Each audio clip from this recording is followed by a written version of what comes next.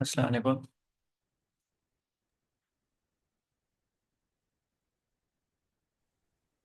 Hello, अस्सलाम वालेकुम sir. वालेकुम अस्सलाम। बेटा आवाज़ आ रही है अभी? जी सर, आ रही है। ओके, 2 मिनट दीजिएगा मुझे। ओके।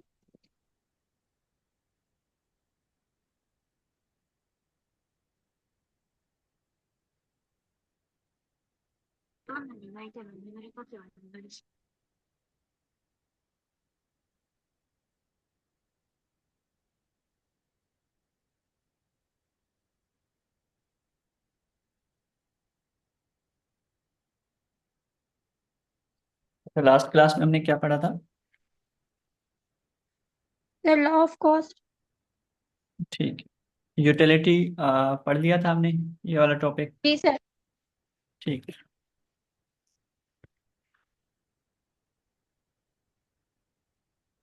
अगला जो टॉपिक है वो कैनन ऑफ टैक्सेशन। टैक्सेशन भी हमने पढ़ लिया होगा, टैक्सेशन की कैरेक्टरिस्टिक्स। जी, टैक्स के करेक्टरिस्टिक पढ़े थे। हाँ, 4 कैरेक्टरिस्टिक्स होते हैं टैक्स के।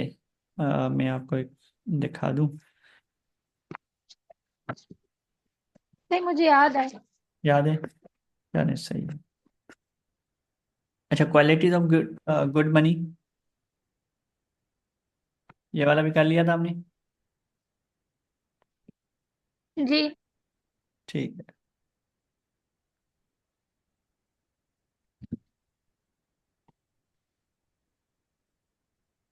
अच्छा, अभी ये है कैनन ऑफ टैक्सेशन या गुड टैक्सेशन सिस्टम, या इसको हम कहते हैं प्रिंसिपल ऑफ टैक्सेशन। ठीक है, टैक्सेशन के प्रिंसिपल होते हैं कुछ।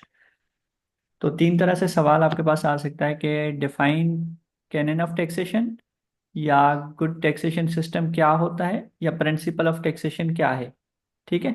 तो नीचे हमने हेडिंग डाल दी है, there are 4 main principles. Principle तो बहुत सारे होते हैं, लेकिन मेन जो होते हैं वो 4 होते हैं। ठीक है, टैक्सेशन के प्रिंसिपल, कैनन का मतलब होता है प्रिंसिपल, और गुड टैक्सेशन सिस्टम भी 4 होते हैं, जिसको हम कहते हैं प्रिंसिपल। ठीक है। तो फर्स्ट जो प्रिंसिपल हमारे पास है वो है canon of equality and equity burden of taxation. Canon of equality या इक्विटी क्या होता है, यानी कि प्रिंसिपल ऑफ इक्वलिटी। ठीक है। Taxation must be distributed equally recording ability of tax payer. इसका मतलब ये है फर्स्ट वाले का, कि अगर किसी की 100 रुपए की इनकम है, या 1000 रुपए की है, या 1 लाख की इनकम है, तो उसकी उस परसेंटेज के हिसाब से क्या लगाएंगे, हम टैक्स लगाएंगे। फॉर एग्जाम्पल 10% लगा रहे हैं, तो इसी तरह से अगर किसी की 50,000 है, तो उसकी जो है वो परसेंटेज चेंज हो जाएगी। ठीक है, ताकि उसका अमाउंट क्या हो, कम हो जाए। तो टैक्स स्लैब दिए जाते हैं कि भाई इतनी इनकम हो गई तो इतना टैक्स लगेगा, इतनी इनकम हो गई तो इतना टैक्स लगेगा।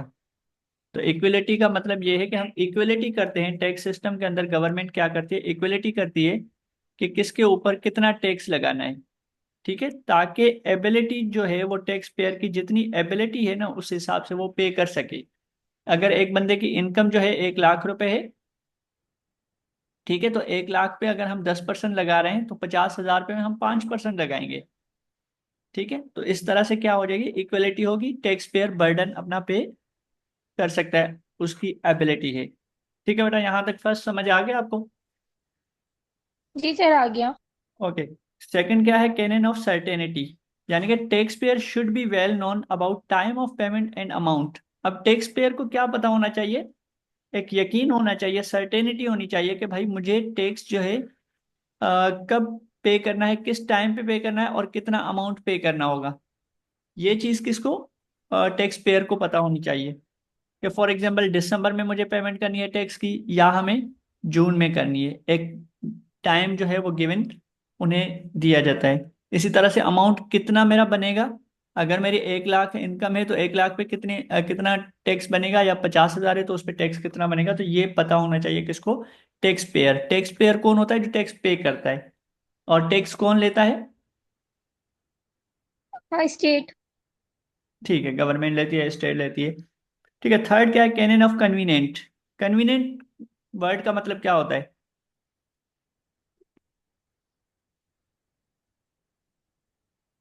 कन्वीनियंट का मतलब होता है इजी। ठीक है। एक प्रिंसिपल है canon of convenient amount and time of payment should be easy for tax payer.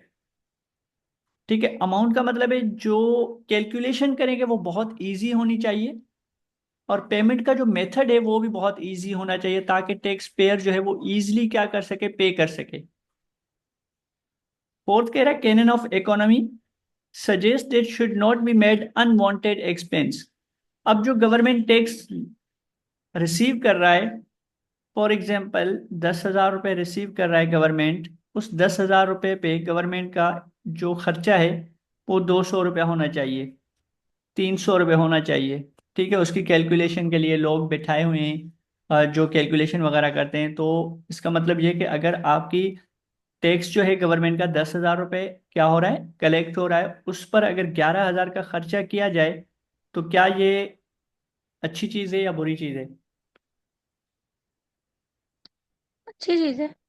अच्छी चीज़ है, कैसे? 10,000 मुझे कलेक्ट हो रहा है टैक्स, लेकिन उसके ऊपर जो कलेक्शन की चार्जेस लगवा रहा हूँ वो 11,000 लगवा रहा हूँ। यानी कि मैंने इतने एडमिन रखे हैं, इतने नहीं, लोग रखे हैं ऑफिस में कि वो टैक्स की कैलकुलेशन कर रहे हैं, कलेक्ट कर रहे हैं, उसमें 11,000 का खर्चा हमें आ रहा है, अनवांटेड हो रहा है एक्सपेंसेस।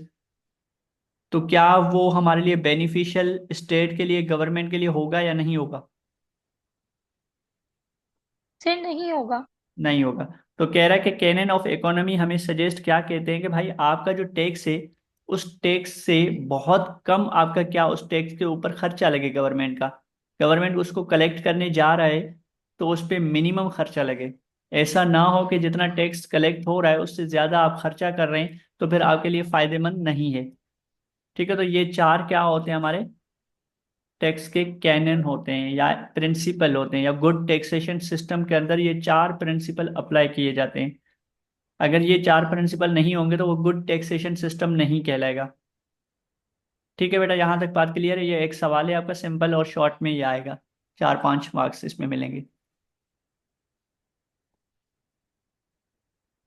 जी सर, ये क्लियर क्लियर? है। ओके।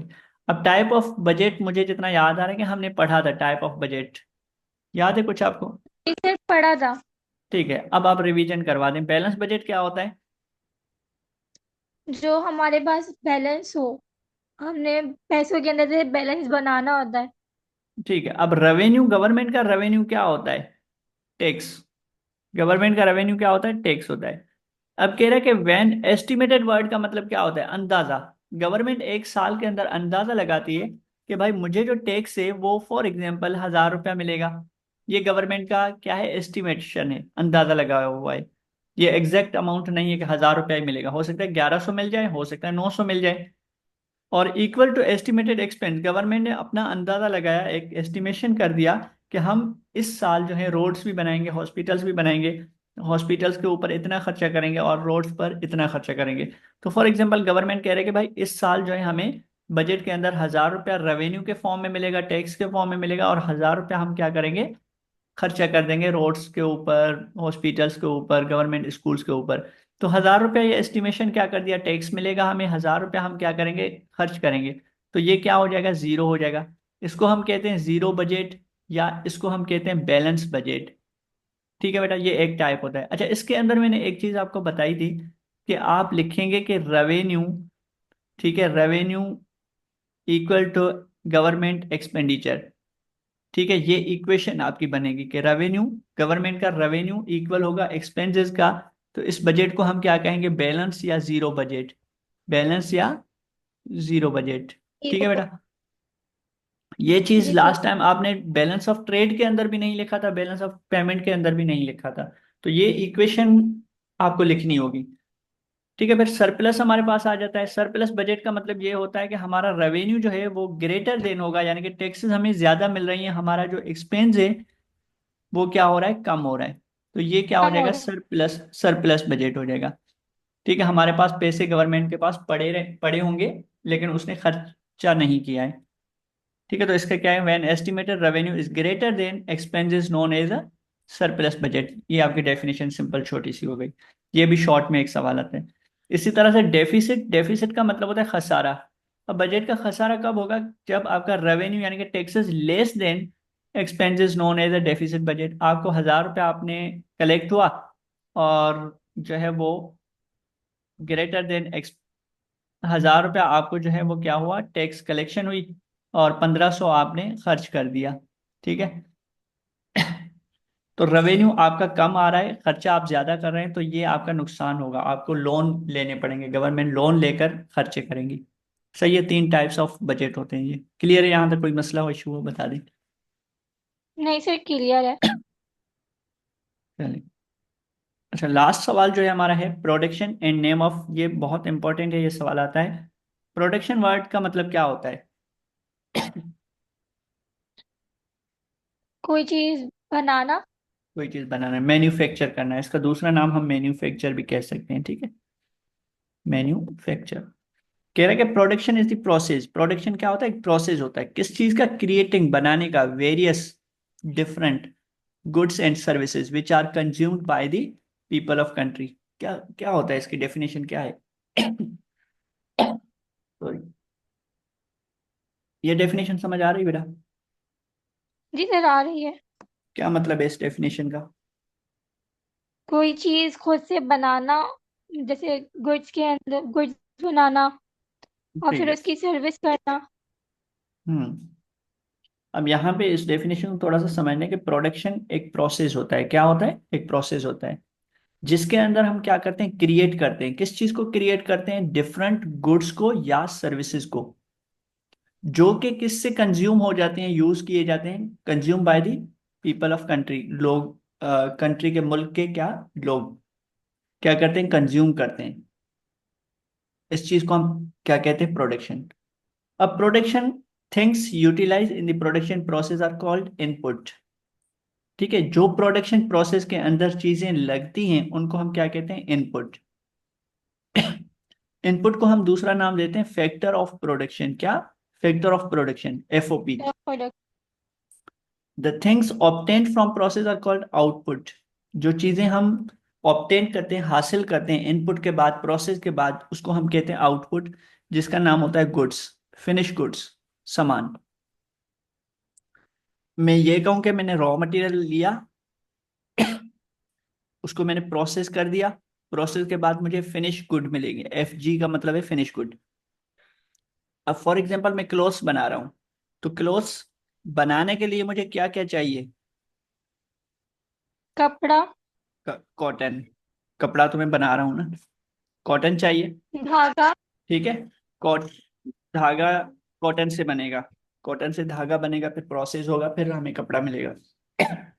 तो कॉटन एक तो प्रोसेस, कॉटन रॉ मटेरियल हो गया। दूसरा क्या होगा, लेबर लगेगा। ठीक है, सेकंड हमारा लेबर लगेगा। थर्ड हमारा क्या लगेगा, कैपिटल लगेगा। कैपिटल का इकोनॉमिक के अंदर मतलब होता है मशीनरीज। और फोर्थ जो लगेगा वो इंटरप्राइज लगेगा। इंटरप्राइज का मतलब है जो मालिक है, चलाने वाला। और एक लैंड लगेगा आपका। ठीक है, लैंड लगेगा, इंटरप्राइज लगेगा, कैपिटल लगेगा, लेबर लगेगा। तो ये चार चीजें जो होती हैं वो फैक्टर ऑफ प्रोडक्शन कहलाती है। ये आपकी चार चीजें जो हैं वो इनपुट कहलाती हैं। इनको बोले इनपुट या एफओपी, फैक्टर ऑफ प्रोडक्शन। यानी कि ये फैक्टर है, फैक्टर 1 है, फैक्टर 2 है, फैक्टर 3 है, फैक्टर 4 है। ठीक है, चार फैक्टर्स हैं, किस चीज के हैं, प्रोडक्शन के चार फैक्टर्स हैं। जब प्रोडक्शन के चार फैक्टर्स लगाएंगे तब ही प्रोसेस होगा। जब प्रोसेस होगा तो हमें क्या मिलेगा, क्लोथ्स मिलेंगे, या हम कहेंगे फिनिश गुड मिलेगा हमें। बेटा यहां तक बात समझ आ रही है? जी सर, आ रही है। रिवाइज करवा दें मुझे, क्या समझ आया आपको?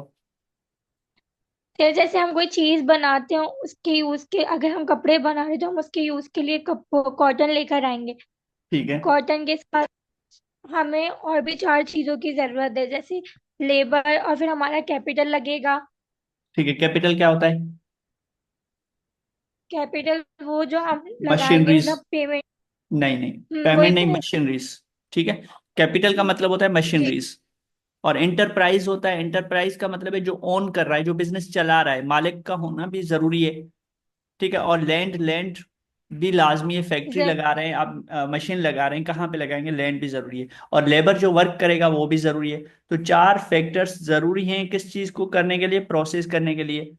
तो चार फैक्टर ऑफ प्रोडक्शन को हम क्या कहते हैं? इनपुट कहते हैं। ये जब हम इनपुट देंगे तो प्रोसेस होगा। जब प्रोसेस होगा तो हमें आउटपुट मिलेगा। उस आउटपुट को हम क्या कहेंगे? फिनिश गुड कहेंगे। फिनिश गुड के अंदर यस। अगर मैं कॉटन बना, सॉरी, क्लॉथ्स बना रहा हूं तो कॉटन इनपुट है। और ये जितने भी क्या है फैक्टर्स हैं, ये मिलाएंगे, कंबाइन करेंगे तो प्रोसेस होगा। प्रोसेस जब होगा तो हमें क्या मिलेंगे? फिनिश गुड्स मिलेगा, आउटपुट मिलेगा, जिसको हम कहेंगे क्लॉथ्स। ठीक है बेटा, यहां तक बात क्लियर है? जी सर, क्लियर है। कोई मसला हो यहां तक? नहीं सर, सब क्लियर अच्छा, है। एक चीज यहाँ पे दूसरी समझ लें कि ये चार जो है ये फैक्टर ऑफ प्रोडक्शन है। मैंने ऊपर लिख दिया फैक्टर ऑफ प्रोडक्शन, ठीक है। अब लैंड का रिवॉर्ड क्या होता है, बेनिफिट क्या होता है? ये सवाल एमसीक्यूज में आ सकता है, और इसके सामने जब आप सवाल लिखेंगे तो ये लिखेंगे कि रिवॉर्ड्स, ऊपर हम हेडिंग सर डालेंगे। आपकी आवाज़। अच्छा, दोबारा मैं बोल रहा हूँ। मैं कह रहा हूँ कि ये फैक्टर ऑफ प्रोडक्शन चार होते हैं आपके पास, सही है? आवाज आ रही है अभी? जी सर, अब आ रही है। ठीक है। तो मैंने कहा ये फैक्टर ऑफ प्रोडक्शन आपके क्या होते हैं? चार ये होते हैं, सही है। अब इनके रिवॉर्ड्स होते हैं। रिवॉर्ड्स का मतलब है बेनिफिट। अब लैंड का बेनिफिट हम क्या देते हैं? कहीं पे कोई फैक्ट्री हम परचेज कर रहे हैं या जगह परचेज कर रहे हैं, उसका रेंट हम देते हैं। तो रेंट किसका रिवॉर्ड हो जाता है?